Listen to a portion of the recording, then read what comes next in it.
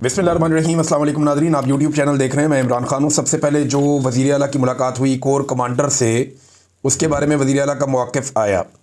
उन्होंने कहा जी बिल्कुल मुलाकात हुई है और ये कोई ऑफिशियल मुलाकात नहीं थी। कोर कमांडर मिलना चाहते थे, वो ख़ुद ही मुझे मिलने के लिए वज़ीर आला सेक्रेटेरिएट में आए और आकर उन्होंने मुबारकबाद दी। और बात वही है जो इमरान खान ने की है। जो बात हम बाहर करते हैं वही बात हमने अंदर की है, कोई ऐसी खुफिया बात नहीं है। दूसरा ये पूछा गया कि ये फिर आपने बताया क्यों नहीं था, तो सुहेल अफरीदी साहब ने कहा जी कि मुझे अंदाज़ा नहीं था, यहाँ मुलाकात के लिए लोग आते रहते हैं, टेलीफोन आते रहते हैं लोगों के। और वज़ीर आला सिंध का उन्होंने कहा और गवर्नर का कहा और साथ उन्होंने कहा जी बलूचिस्तान के वज़ीर आला की भी कॉल आई और उन लोगों ने भी मुबारकबाद दी। तो मुझे अंदाज़ा नहीं था कि हर एक की प्रेस रिलीज़ जारी करनी होती है। लेकिन सुहेल अफरीदी साहब को अब तो अंदाज़ा हो गया होगा कि कोर कमांडर से मुलाकात और बाकियों की टेलीफोन कॉल्स में बड़ा फ़र्क होता है और ये एक जैसी चीज़ें नहीं है।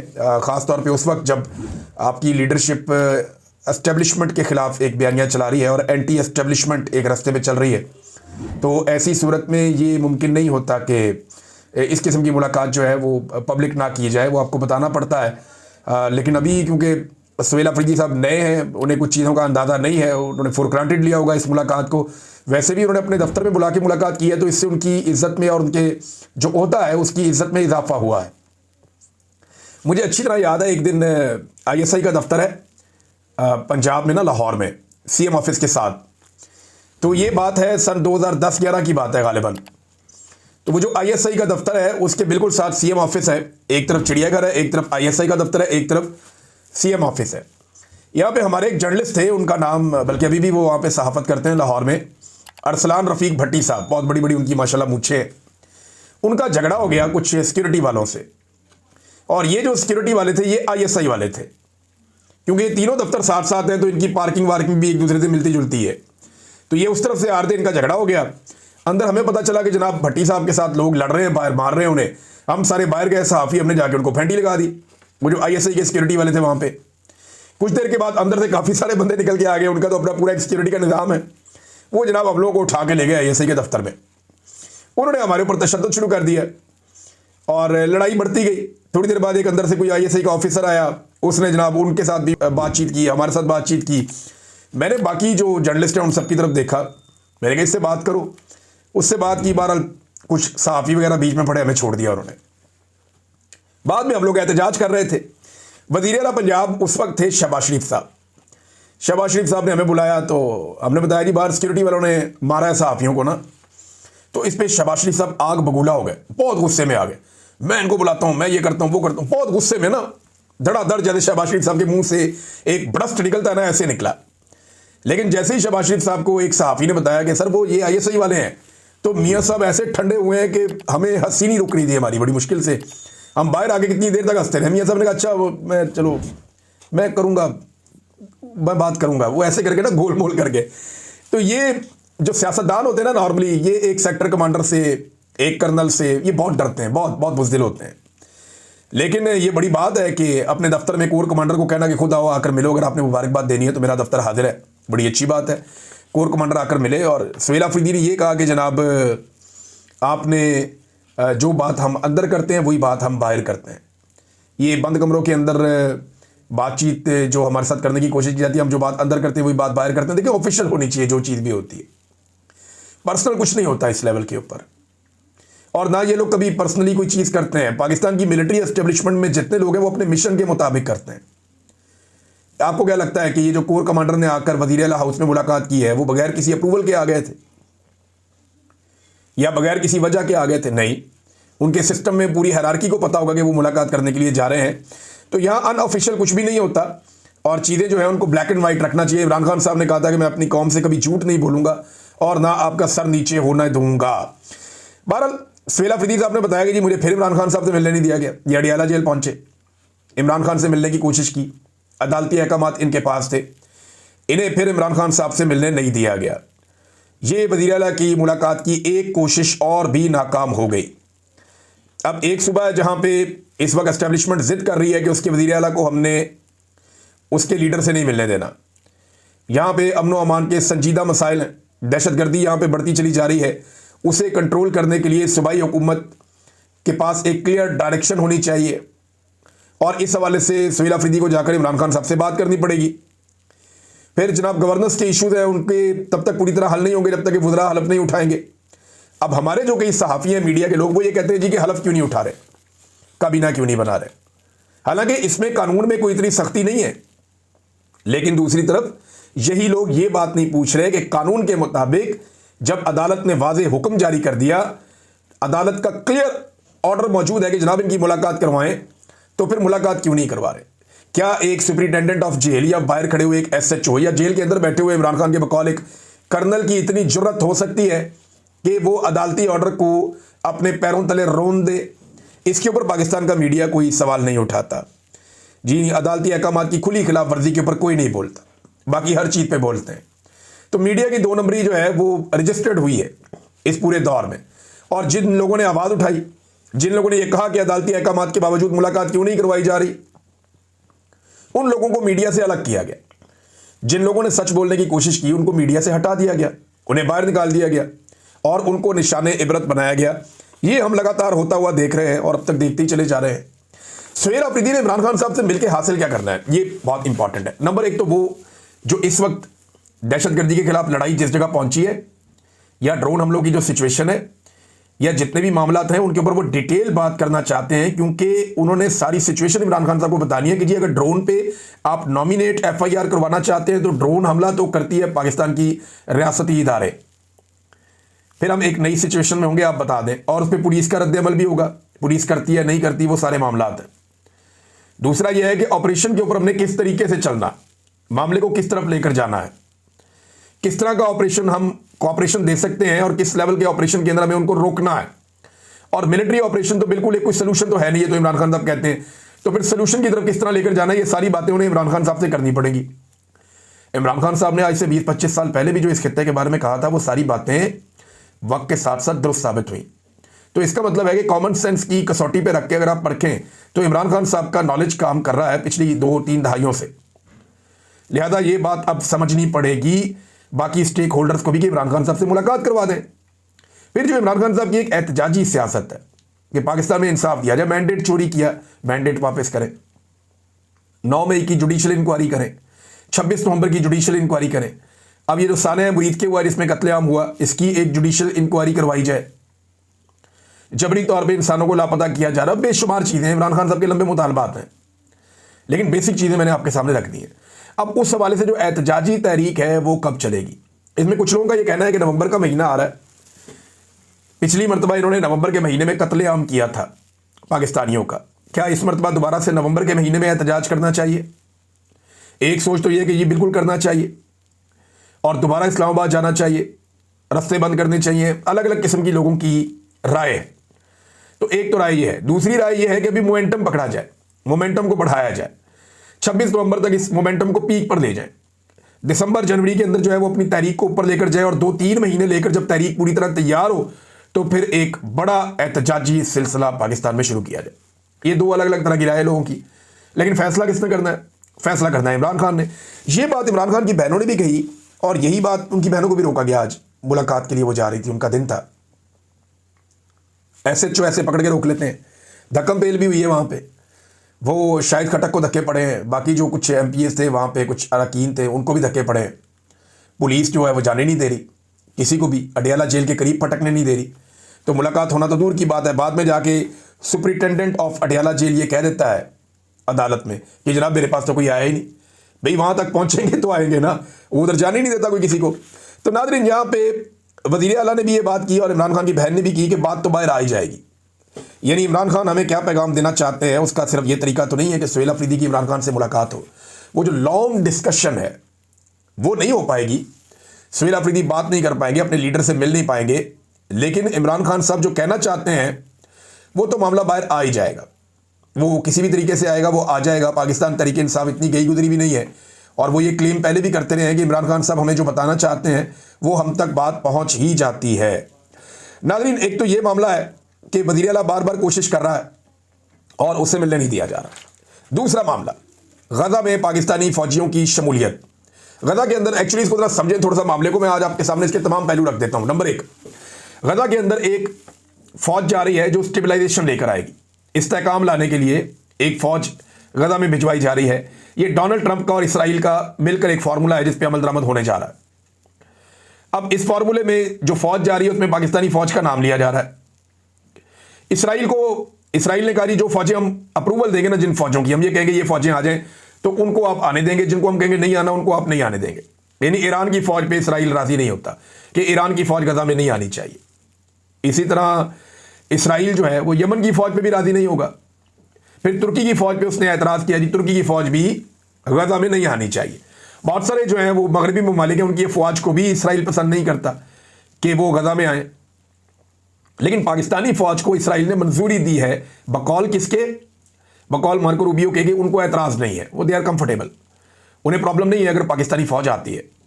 लेकिन इसराइल कह रहा है जिसको हम कहेंगे वही आएगा, और पाकिस्तान के बारे में कोई एतराज नहीं है। जिनके बारे में एतराज है मैंने आपको बता दिया, तुर्की खास तौर पर उसमें एक मेन मुल्क है। तो इसराइल डिसाइड करेगा कि गजा में कौन कौन से मुल्कों की फौजें आएंगी। एक तो ये बात होगी क्लियर। अब इसराइल ने एनओसी देना है जिस जिस मुल्क की फौज ने वहां पे आना है।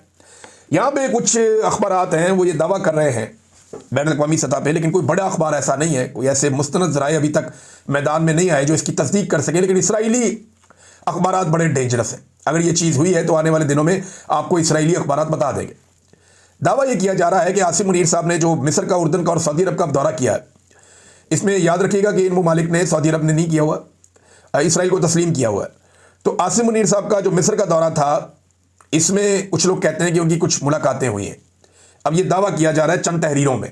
अभी तक इसराइली अखबारात ने, अमरीकी अखबारात ने इसका जो है वो कन्फर्मेशन नहीं दी, ना किसी और दुनिया में ये छपी है। एक अफगानिस्तान टाइम्स है, वहाँ पे आई है, एक दो और जगह है, एक बिग न्यूज़ है, वहाँ पे कुछ जगहों पे ये खबर आई है। लेकिन इसकी कन्फर्मेशन आ जाएगी अगर ये सच्ची होगी। तो खबर ये दी जा रही है कि जनाब वहाँ पे कुछ इसराइलियों के साथ मुलाकातों में चीज़ें तय हो गई हैं, जिसके बाद इसराइल को पाकिस्तान की गजा में आमद पर कोई एतराज़ नहीं होगा। लेकिन चले मेन खबर की तरफ आते हैं। यहाँ पे ना दो तरह की खबरें आपके सामने रखी जा रही हैं। एक तो मैं आपको बताता हूँ कि सरकारी कैंप या मौजूदा रजीम इसके बारे में क्या कह रहा है कि पाकिस्तानी फौज पहुंच जाए अगर गजा में, और अवामी कैंप इसके बारे में क्या कह रहा है अपोजिशन का, और होने क्या जा रहा है दरअसल ये भी मैं आपको बता देता हूँ। नंबर एक, जो सरकार है या सरकारी जो हमायती है उनका ये कहना है कि ये तो एक बहुत बड़ी सआदत है कि पाकिस्तानी फौज अगर गजा में पहुंच जाती है तो ये इसको जोड़ेंगे बैतुल मक़दस के साथ, मस्जिद अल अक्सा के साथ। लेकिन याद रखिएगा कि गजा से वेस्ट बैंक या जेरूशलम या मस्जिद अक्सा ये 100 किलोमीटर के फासले पर है, और ये जो बीच वाला 100 किलोमीटर है इस पे इसराइल है, ये इसराइल की मलकियत।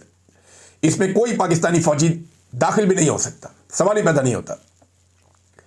तो एक तो ये कहा जाएगा आपको मंजन ये बेचा जा रहा है, कहना शुरू हो गया कि ये तो बहुत बड़ी सआदत है, फ़लस्तीनियों की हिफाजत का फरीज़ा सर अंजाम देंगे, ये भी कहा जा रहा है। बैन अल-अक़वामी हैसियत में पाकिस्तान की इजाफा होगा, ये भी कहा जा रहा है, और उम्मत मुस्लिमा में पाकिस्तान का मुकाम बुलंद होगा, ये भी कहा जा रहा है। अब जो इसकी अपोजिशन है, जो दूसरी तरफ के लोग हैं या अवामी हल्के हैं, वो क्या कह रहे हैं? वो कह रहे हैं कि ये ट्रंप की इसराइल को महफूज बनाने की एक साजिश का हिस्सा है। नंबर दो, वो ये कह रहे हैं कि ये इसराइल को नहीं हमास को कंट्रोल करेगी। ये जो फौज जाएगी, मुख्तलिफ ममालिक के फौजियों पर मुश्तमिल जो फौज जाएगी, ये हमास को कंट्रोल करेगी, इसराइल को कंट्रोल नहीं करेगी। फ़लस्तीनियों की जो मज़ामत है वो हमेशा के लिए ख़त्म हो जाएगी, ये भी दावा किया जा रहा है, और इसराइल की मंजूरी से गजा जाने से सआदत हासिल नहीं हो सकती। अब दूसरी तरफ का मौक़िफ़ जो है वो ये है। होगा क्या वो आपको बाद में बताता हूँ, लेकिन अल्लामा राजा नासिर अब्बास साहब ने एक बड़ी ज़बरदस्त इसके ऊपर तहरीर लिखी है, वो तहरीर मैं आपके साथ शेयर करना चाहता हूँ। वो कहते हैं जी, मैं हुकूमत पाकिस्तान के उस मुबैना मनसूबे पर गहरी तशवीश और दो टोक मुखालफत का इजहार करता हूँ जिसके तहत पाकिस्तान के फौजी एहलकारों को नाम नहाद इंटरनेशनल स्टेबलाइजेशन फोर्स ISF के हिस्से के तौर पर गजा भेजने की तैयारी की जा रही है। ये फोर्स अमन या इंसाफ के क़याम के लिए नहीं, बल्कि दरअसल अमेरिका की क़यादत में बनने वाला एक ऐसा ढांचा है जो इसराइली कब्ज़े को ख़त्म करने की बजाय उसे बरकरार रखने के लिए बनाया जा रहा है। इसमें शमूलियत पाकिस्तान को एक कब्ज़ा सहूलतकार के तौर पर पेश करेगी। ऑक्यूपेशन एनेबलर, यानी कब्ज़ा जो है वो इसराइल का है और उसके सहूलतकार के तौर पर पाकिस्तान को पेश करेगी।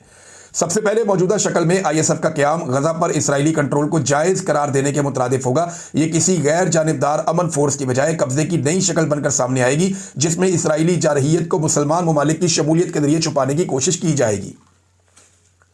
तजवीज़ की एक और बड़ी वजह यह है कि फ़लस्तीनी अवाम ने किसी गैर मुल्की फ़ोर्स की तैनाती की इजाज़त नहीं दी, बगैर मकामी मंजूरी के किसी भी फौजी फोर्स की तैनाती बैनुल-अक़वामी कानून और अक़वाम मुत्तहिदा के अमन मिशन के बुनियादी उसूलों की सरी खिलाफ वर्जी होगी। गजा के अवाम ऐसी फोर्स को अमन लाने वाली नहीं बल्कि ज़बरदस्ती मुसल्लत करदा गैर मुल्की मौजूदगी के तौर पर देखेंगे, जो इब्तदा से ही गैर कानूनी और नाकाबिले कबूल होगी। क्योंकि ISF के लिए कोई अक़वाम मुत्तहिदा की सलामती कौंसिल की बाकायदा मंजूरी मौजूद नहीं है, इसलिए ये फोर्स लाजमन अमरीकी क़यादत में काम करेगी, जिससे इसकी गैर जानिबदारी ख़त्म हो जाएगी और वो वाशिंगटन और तेल अवीव के मफादात के ताबे होगी। रिपोर्ट्स के मुताबिक ISF को हमास को गैर मुसल्लह करने का इख्तियार दिया जाएगा, जो न सिर्फ इश्तियाल अंगेज बल्कि अमली तौर पर नामुमकिन हदफ है। किसी मुज़ामती तहरीक को ज़बरदस्ती गैर मुसल्लह करने की कोशिश अमन नहीं लाएगी बल्कि नए तसादुम को जन्म देगी। अब साफ अल्फाज में कहा जाए तो ISF में पाकिस्तान की शमूलियत इसराइल के साथ मिलकर फ़लस्तीनी मुज़ामत को दबाने के मुतरादिफ होगी। ये बहुत इंपॉर्टेंट है। वो कह रहे हैं अगर हमारी फ़ौज जाती है तो ये इसराइल के साथ मिलकर फ़लस्तीनी मुज़ामत को हमेशा के लिए दबाने की एक कोशिश के मुतरादिफ होगी, जो कि पाकिस्तान के इखलाकी, तारीखी और उसूली मौक़िफ़ से गद्दारी के बराबर है। पाकिस्तान हमेशा फ़लस्तीनियों के हक़ के खुद इरादियत और आज़ादी के मौक़िफ़ पर डटा रहा है। इस पॉलिसी से इनहराफ कौम और उम्मत दोनों के लिए नुकसानदेह होगा। यह भी वाज़ेह है कि इससे अरब ममालिक में भी तकसीम पैदा होगी। एक तरफ वो ममालिक होंगे जो इस अमरीकी मंसूबे में शरीक होंगे और दूसरी तरफ वो जो अभी भी इसराइली कब्जे के खिलाफ डटे हुए हैं।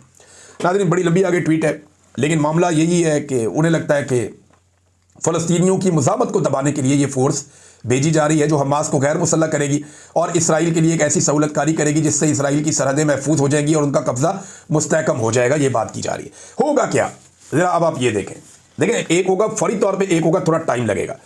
फ़लस्तीनी जो है ना, जब फौज जाएगी तो फ़लस्तीनियों से इनका इस्तकबाल करवाया जाएगा, गले मिलेंगे, हाथ डालेंगे, इस्लामी म्यूज़िक बजेगा पीछे बैकग्राउंड में और काफ़ी जज्बाती मनाज़र दिखाए जाएंगे, स्लोमो चलाए जाएंगे, फ़लस्तीनी बच्चों, ख़वातीन और दीगर लोगों के जज्बाती जुमले दिखाए जाएंगे। बाकायदा इसके ऊपर एक प्रोडक्शन टीम्स काम करेंगी और ऐसी लाजवाल डॉक्यूमेंट्रीज बनेंगी जिसमें बताया जाएगा कि जनाब मुसलमानों की फ़ौज पहुंची फ़लस्तीन में तो लोगों के आंसू निकल आए, लोग बड़े जज्बाती हो गए। अब फ़लस्तीनियों ने मुसलमान फ़ौजों का इंतजार किया इतना लंबा अरसा, उन्हें क्या आइडिया था कि वो इस तरह आएंगी, लेकिन वो आ जाएंगी तो उसके बाद उनके जज्बाती मनाज़र तो फिल्माए जाएंगे और जज्बाती मनाज़र फिल्माने के बाद इन ममालिक में भेजे जाएंगे जिनकी फ़ौजें वहाँ पे पहुँचेंगी, ताकि वो अपने अपने मुल्क में ये चूरन बेचेंगे, जनाब हम तो फ़लस्तीनियों के हक़ में खड़े हो गए और फ़लस्तीनियों ने हमारा इस्तकबाल किया और कमाल हो गया। शुरू में तो ये सारा कुछ हो जाएगा, कुछ अर्सा ये मामला चल जाएगा, लेकिन ये ज़्यादा मुद्दत तक चलेगा नहीं, क्योंकि जो वहाँ पे बैनुल-अक़वामी मीडिया है या अल जज़ीरा वगैरह, ये आहिस्ता आहिस्ता बताएंगे कि अंदर क्या चल रहा है और फ़लस्तीनी मुज़ामत ख़त्म होती जाएगी और इसराइल का कब्ज़ा मुस्तहकम होता जाएगा। तो ये चीज़ें लंबी नहीं होगी, वक्ती तौर पर अच्छी लगेंगी। ये मनाजिर भेजे जाएंगे कि जनाब हम ताबा अबद सय्यद तग़य्युर के वली हैं, हम मुस्तफ़वी हैं। इस किस्म के आपको म्यूज़िक सुनने को मिलेंगे और बड़े जज्बाती आपको मनाज़िर देखने को मिलेंगे, लेकिन एक्चुअली ये होगा कि इसराइल को प्रोटेक्शन हो जाएगी हमेशा के लिए हमास के मुकाबले में, और फ़लस्तीनियों की जो मज़ामत है अपना मुल्क आज़ाद करवाने की, वो मज़ामत यहाँ पर रुक जाएगी और गज़ा में सिर्फ ये फोर्स जाएगी। वेस्ट बैंक में इसका कोई काम नहीं होगा। अगर तो इनको वेस्ट बैंक में भी जाने दें और पूरा का पूरा जो फ़लस्तीन का वो नक्शा है 1967 वाला वो हो जाए तो बड़ी अच्छी बात है, लेकिन उस पर इसराइल कभी भी राज़ी नहीं होगा। नाज़रीन, एक और बड़ी इंटरेस्टिंग खबर आजकल चल रही है और ये खबर है जनाब कुछ सरकारी अफसरान के हवाले से। ये वो अफसरान हैं जिन्होंने मौजूदा रजीम के कहने पर या एस्टेब्लिशमेंट के कहने के ऊपर लोगों की ऐसी तैसी फेर दी थी, मुकदमात पे मुकदमात बनाया। मुझे भी इन लोगों ने पकड़ा था और मेरे खिलाफ तो इन्होंने बाकायदा प्रेस कॉन्फ्रेंसें की है बैठ के, और मुंह से ये आग के शोले उगल रहे थे, लेकिन अब ये सारे करप्शन में पकड़े गए और इनको उठा लिया था पाकिस्तान की एजेंसियों ने उठा के इनकी फैंटी लगाई है और उसके बाद इनको FIA के हवाले कर दिया है और इनका मुकदमा चल रहा है। मामला क्या है, ज़रा इसको गौर करें। मामला ये है कि जब एस्टेब्लिशमेंट काम लेती है ना ब्यूरोक्रेट से, 2 नंबर काम लेती है, तो वो ब्यूरोक्रेट कहते हैं इनके लिए 2 नंबर ही हम कर रहे हैं, हम खुद क्यों ना करें। तो पहले वो एस्टेब्लिशमेंट के लिए 2 नंबर एजेंसियों के लिए काम करते हैं, इसको पकड़ो, उसके साथ ज्यादती करो, उसके साथ ज्यादती करो, उसके साथ ज्यादती करो। फिर उन्हें ना ज्यादती करना नॉर्मल लगना शुरू हो जाता है। वो कहते हैं जनाब इसको भी उठाओ, इससे पैसे कमाओ, इससे उठाओ, इससे पैसे कमाओ। जब ये सारे ही मुल्क का नहीं सोच रहे तो हम क्यों सोचें। यही काम 9 मई के बाद पुलिस ने किया था। रियासत ने 9 मई के जाली मुकदमात बनवाए, बेशुमार बंदे उठवा लिए, तो पुलिस ने बेशुमार बंदों से बेशुमार दिहाड़ियां भी लगा ली। जरा वो चेक किया जाए ना कि कहां किस चीज को हिस्सा गया, तो आपके रोंगटे खड़े हो जाएंगे। तो अब एजेंसियां जनाब वो गोलियों से मट्टी झाड़ दी कि जनाब ने ये बंदे पकड़ लिए, इन बंदों को यहां तक पहुंचाया भी एजेंसियों ने, इनसे गलत काम लिया, फिर इन्होंने अपने लिए गलत काम करना शुरू कर दिया। ये बेशर्मी के रास्ते पे चल पड़े और अब ये लोग जनाब गिरफ्तार हो गए। तो इसी तरह पुलिस को जरा चेक करें, पंजाब पुलिस को, किस किस ने 9 मई के मामले पे कितनी कितनी दिहाड़ी लगाई और किसने किस किस तरह लोगों को लूटा। ये सारा मामला आपके सामने आ जाएगा। बहरहाल ये मामला चलता रहेगा, इसके ऊपर फिर बात करेंगे। तहरीक लब्बैक बिल्कुल ही गायब है, कोई बंदा ही नहीं मिलता उनका, ना कोई बात करने के लिए, ना कोई बात सुनने के लिए। बातें इनकी बहुत बड़ी बड़ी थी, सारे के सारे गायब हो गए। जितने इनके बड़े बड़े उलमा इकराम है, मुफ्ती मुनीब और बाकी लटरम पटम, सारे ही गायब हैं। कोई बंदा बात करने के लिए, बात सुनने के लिए तैयार ही नहीं है। सफ़ा हस्ती थी, खत्म हो गई तहरीक लब्बैक पूरी की पूरी। तो ये जनाब टोटल औकात थी। यानी बातें बहुत बड़ी बड़ी, बहुत बड़ी बड़ी, और एक सानिया हुआ और उसके बाद पार्टी खत्म, कोई बात ही नहीं कर रहा। हुआ इनके साथ बहुत बड़ा जुल्म है, बहुत बड़ी ज्यादती है, बहुत बड़ा जबर इनके साथ हुआ है। इसकी किसी किस्म की कोई गुंजाइश नहीं है। लेकिन जो कुछ इन्होंने एस्टेब्लिशमेंट के साथ मिलकर किया, पाकिस्तान के साथ या पाकिस्तानियों के साथ, ये देखिए अब उन्हीं के साथ हो गया। और जो कुछ इन ब्यूरोक्रेट्स ने मिलकर किया एस्टेब्लिशमेंट के साथ, आज देखिए वो भुगत रहे हैं, क्योंकि वो भी 2 नंबरी के रास्ते पे चल पड़े ना। तो इंशाल्लाह ये सारे भुगतेंगे। अब तक के लिए इतना ही। अपना ख्याल रखिए, अपने चैनल का भी। अल्लाह हाफिज़।